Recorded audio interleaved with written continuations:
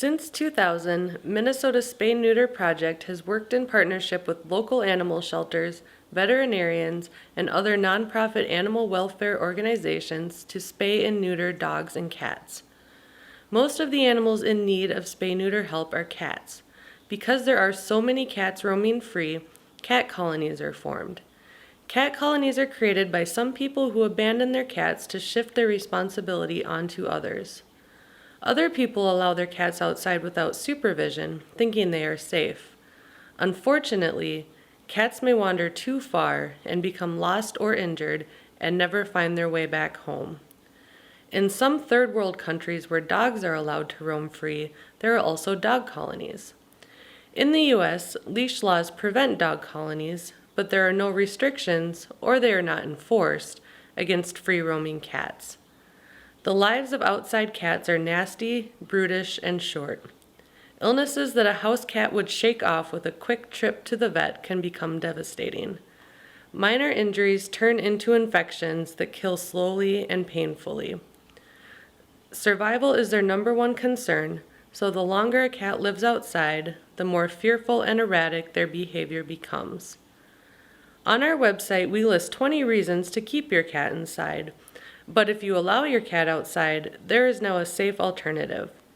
Cat-proof fencing manufactured by PurrfectFence, which will keep your cat safe in your backyard. This video shows cat-proof fencing installed in the backyard of one of Minnesota's Spay-Neuter Project's volunteers. Hi, my name is Bonnie Randall Hansen. Welcome to our cat-proofed backyard, courtesy of PurrfectFence.com. We originally got the fencing because all of our cats, as we adopted them, were indoor-outdoor, and we wanted them to have the freedom to be able to go outside and enjoy nature, but yet still be safe. Things have really changed for us and our neighbors since we got the cat fencing. For us, it's just 100% peace of mind to be able to let the cats out, let them go. We don't have to watch them all the time. We don't have to worry about what they're doing. We don't have to worry about them, hurting other animals. We also don't have to worry about them being in the neighbors' yards, which of course the neighbors weren't too fond of. The fence has been very effective for us. We haven't had any escapees from the fence since we put it up, with the exception of, we used to have a rose arbor that one of them figured out they could scale and jump. So the rose arbor is no longer in the yard. And then we also had a kitten who, for the first 6 months or so that he was with us, dug under the fence. So we had to reinforce the whole bottom of the fence all the way around the yard. But once we did those two things, it is like Fort Knox, and no one has escaped. It took us about a half a day to put the fencing up. It really wasn't terribly difficult. They send instructions with it. And if you have a measuring tape and a drill and a screwdriver, you're set to go. We did have existing wooden fencing before we put the cat fencing up. We originally put up a 6-foot cedar fence, thinking that would keep the cats in the yard, and that lasted 2 days before our biggest males figured out that they could scale it.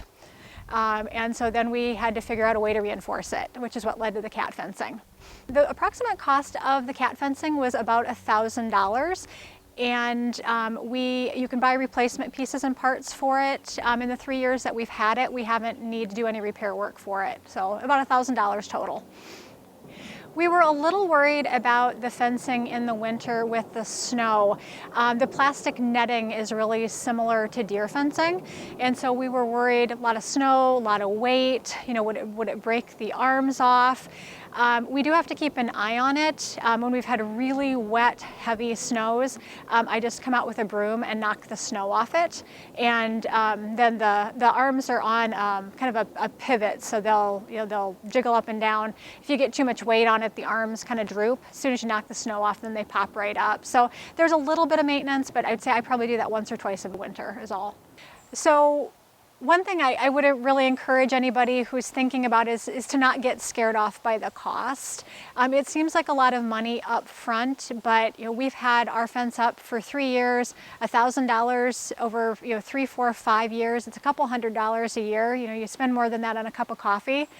And I know for us, keeping our pets safe and the peace of mind, it's worth every single penny. Another tip I would have for those cat owners that also happen to be nature lovers is if you're going to install the Perfect Fence, one thing you don't want to do is have feeders in your yard, bird feeders, squirrel feeders, anything that are going to attract the wildlife.